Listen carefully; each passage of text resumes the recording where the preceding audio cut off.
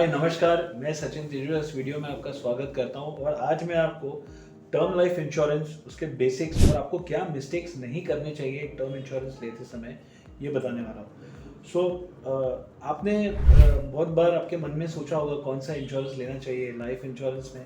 क्या मुझे एक मनी बैक प्लान लेना चाहिए, एंडोमेंट लेना चाहिए, टर्म इंश्योरेंस क्या है। तो आज मैं ये सब क्वेरीज आपके जो या डाउट्स आपके मन में है, सवाल है, उसके जवाब देने वाला हूँ और बेसिक कॉन्सेप्ट समझाऊंगा।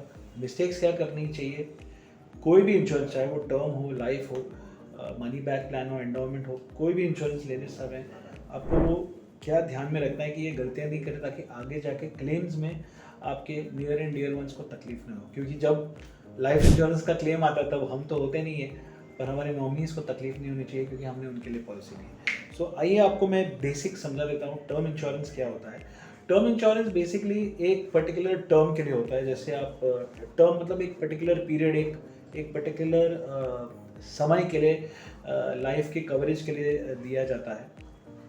और इससे मैं आपको थोड़ा डिटेल में समझाऊँ कि लेट्स से आप मेन ब्रेड अर्नर हैं या आप मेन कमाने वाले हैं या आप भी आपकी अर्निंग से घर चल रहा है और सब खर्चे जो हैं वो चल रहे हैं, बच्चे की पढ़ाई, घर का रेंट, मेंटेनेंस, अगर आपका खुद का घर है तो कोई भी ईएमआईज़ है, car loan, home loan EMIs है, तो आपको एक आपके ऊपर जो लाइबिलिटीज़ हैं और घर के खर्चे हैं, खाने पीने का, रोज़ का मतलब बाहर घूमने का जो भी है, तो ये आपकी इनकम की वजह से आ रहा है। और खुदा ना खास्ता जो भी ब्रेड अर्नर है अगर वो उसकी डेथ हो जाती है अनफॉर्सीन सर्कमस्टांसेस की वजह से, वेदर मेडिकल है या कोई एक्सीडेंट की वजह से है, तो जो बाकी जो फैमिली मेम्बर्स हैं उनकी लाइफ थमे नहीं, उनकी रेगुलर लाइफ चलती रहे, उनकी लाइफस्टाइल को इफेक्ट नहीं होना चाहिए।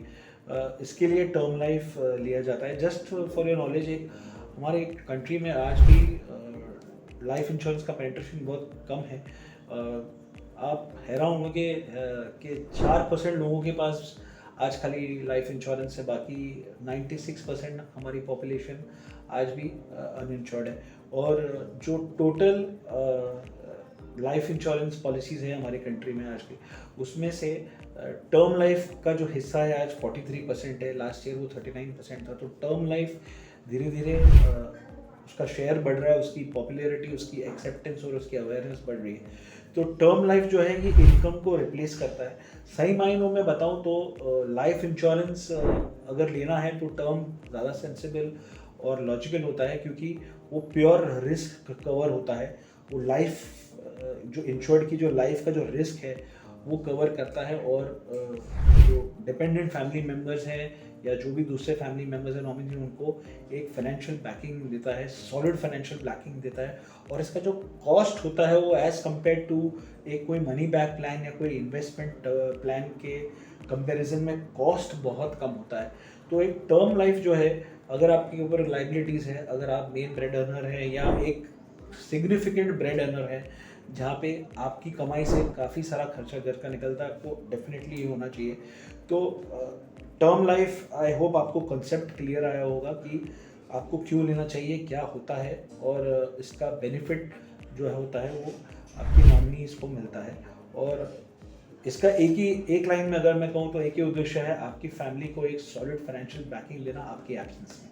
तो ये होता है टर्म लाइफ। और अब आते हैं थोड़े से ट्रेडिशनल प्लान्स पर कि काफ़ी बार आप सोचते होंगे कि टर्म लाइफ में मेरा पैसा तो चले जाएगा, मैं ज़िंदा रहूँगा तो आप बोलते हैं कि नहीं यार मुझे चलेगा, I want my money back. तो आप क्या करते हैं, ट्रेडिशनली एक इन्वेस्टमेंट प्लान ले लेते हैं। नाउ इन्वेस्टमेंट प्लान में क्या होता है, आपके प्रीमियम्स थोड़े बहुत ज़्यादा रहेंगे या ऑफ कोर्स टर्म लाइफ के कंपैरिजन में तो ज़्यादा ही रहेंगे, लेकिन वहाँ पे आपको ये पैसा इन्वेस्ट करके वापस मिलने वाला है। हाउएवर इसमें लाइफ कवर जो है वो काफ़ी कम रहता है। जनरली एक ट्रेडिशनल प्लान में आपका जो भी एनुअल प्रीमियम है उसका 10 गुना आपको लाइफ कवर मिलता है। इसका एक और फैक्ट बता देता हूँ, आप कोई भी कभी भी एक एक्सेल IRR में डाल के देंगे, मैं आपको एक एक्सेल IRR मेरे पिन कमेंट में भी डाल के दूंगा।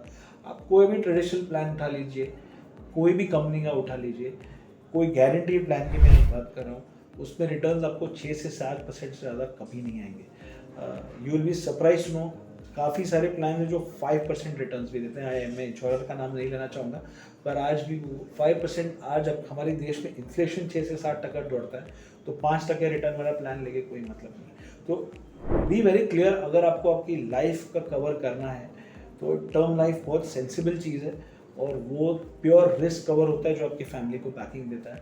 अब आपका जो सवाल है कि मेरे पैसे चले जाएंगे, वो वीडियो में आगे मैं आपको सॉल्व करके दूंगा।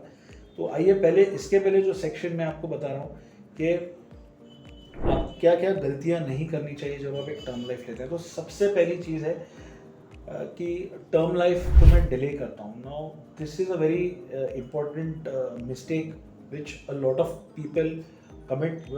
मैं स्ट्रांगली एडवोकेट करता हूँ कि आपने अगर सोच लिया है कि आपको आपकी फैमिली को बैकिंग देना है, आपको एक इंश्योरेंस कवर देना है, टर्म लाइफ को प्लीज़ डिले मत करिए। आप जितना डिले करेंगे उतना प्रीमियम आपका बढ़ते जाएगा। नंबर 2, हमेशा याद रखिए टर्म लाइफ में प्रीमियम आपने जो एज पे लिया वहाँ पे फिक्स हो जाता है, आपकी एज के साथ बढ़ता नहीं है। It is not like a health insurance policy, वो एज के साथ बढ़ेगा।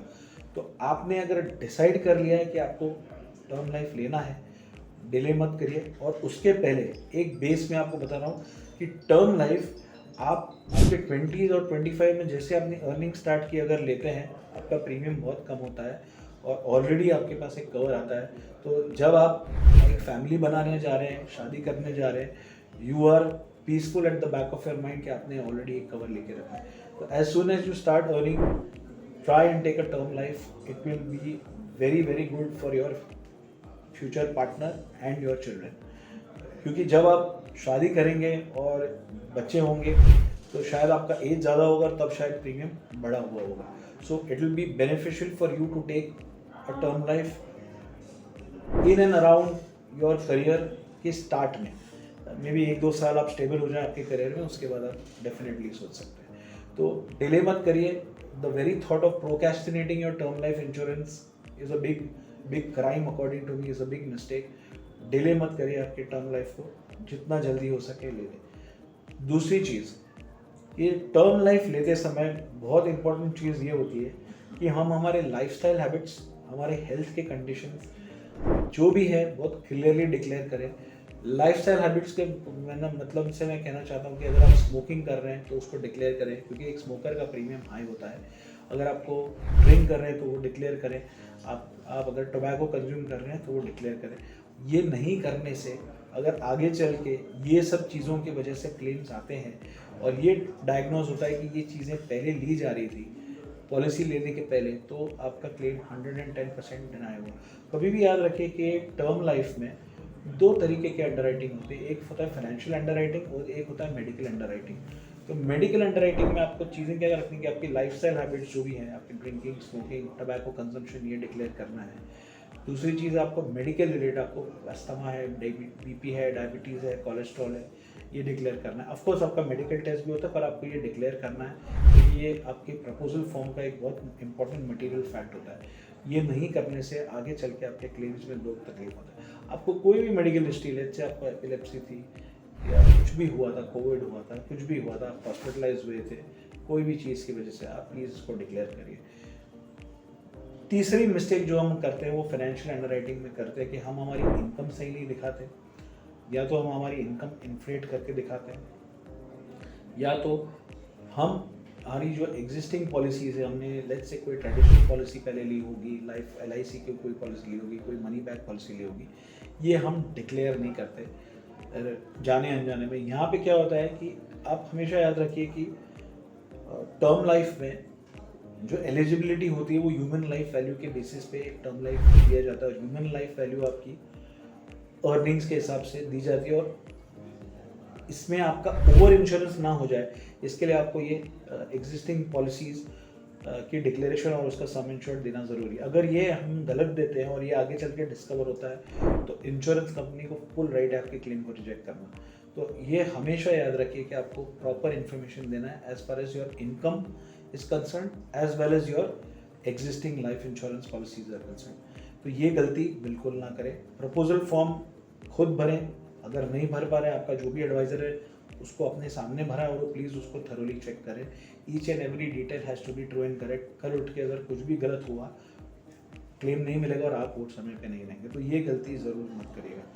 चौथी चीज़ ये होता है कि मैं जो भी अमाउंट ले रहा हूँ वो मैं कम ले लेता हूँ क्योंकि मुझे प्रीमियम काश कम देना है, ये सबसे बड़ी गलती है।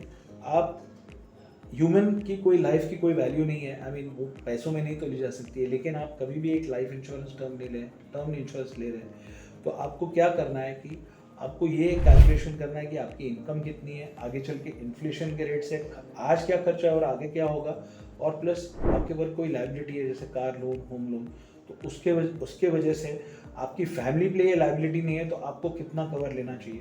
तो जनरली आपके एनुअल इनकम का 10 टाइम्स प्लस ये लोन्स को ऐड करके आप एक टर्म लाइफ का कवर लीजिए ताकि आगे चल के आपकी फैमिली को कोई प्रॉब्लम ना हो। तो ये थी चौथी मिस्टेक आपको नहीं करनी। पांचवी चीज़ जो हम करते हैं कि अगर हम पॉलिसी ले रहे हैं और हम मेल से खास करके, तो हम उसको मैरिड वुमेन्स प्रोटेक्शन एक्ट में नहीं एंडोर्स करवाते।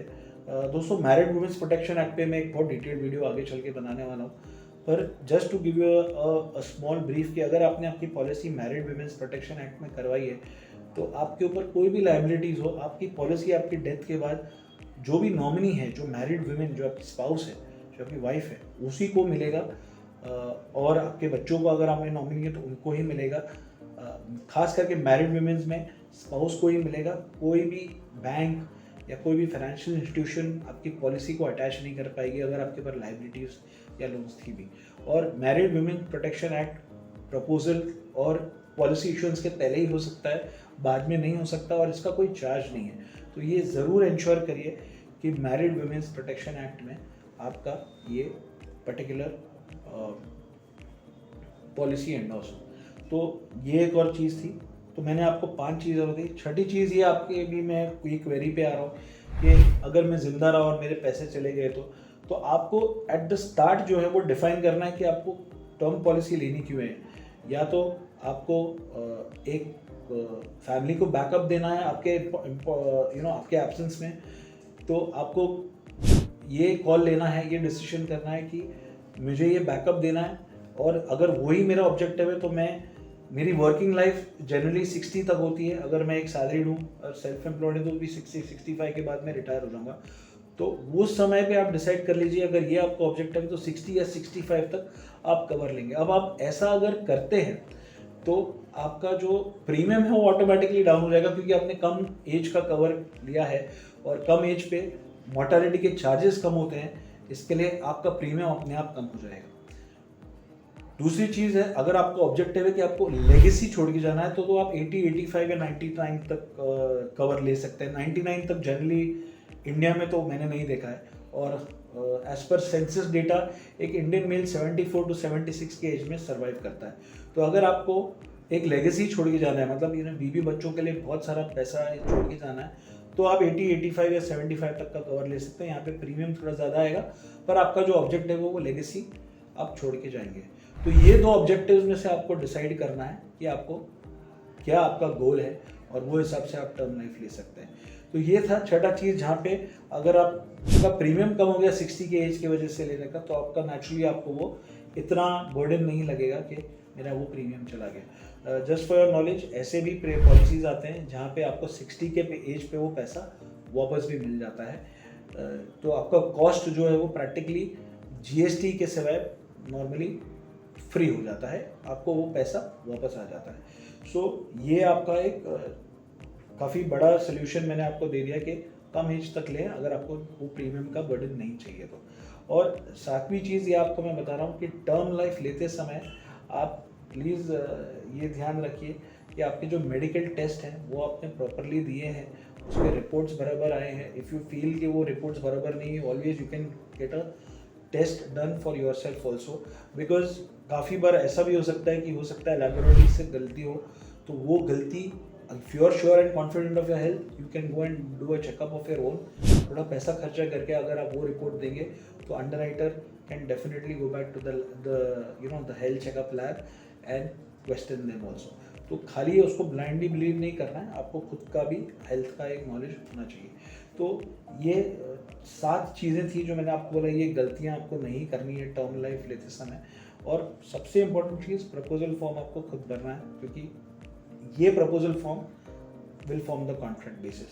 तो आई होप ये वीडियो आपको पसंद आया हो। और ये वीडियो अगर आपको अच्छा लगा है तो प्लीज़ मेरे वीडियो को एक थम्स अप ज़रूर दीजिएगा, लाइक ज़रूर कीजिएगा, एंड मेरे यूट्यूब चैनल का नाम है पैसे की पाठशाला, उसको सब्सक्राइब ज़रूर करिएगा। मेरा नंबर है 9833309455। कोई भी लाइफ इंश्योरेंस रिलेटेड क्वेरीज हैं तो प्लीज़ मुझे ज़रूर कॉल करिएगा। ये वीडियो देखने के लिए बहुत सारा धन्यवाद। Thank you.